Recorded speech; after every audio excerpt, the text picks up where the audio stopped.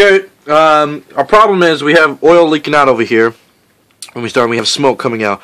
I'm going to try and demonstrate that for you. I'm going to turn on. Now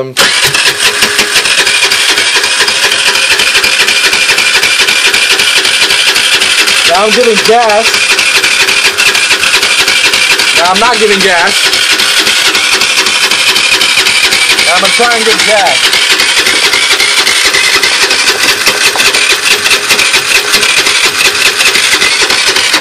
So when I give gas, it just gives it a little cough and all that oil is coming out, if you can see that.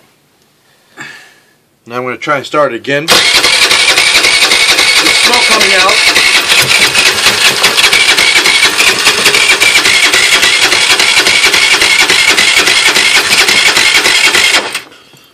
That's what happens when I try and start this 50cc moped. Roketa, I think it's the Bahama 50.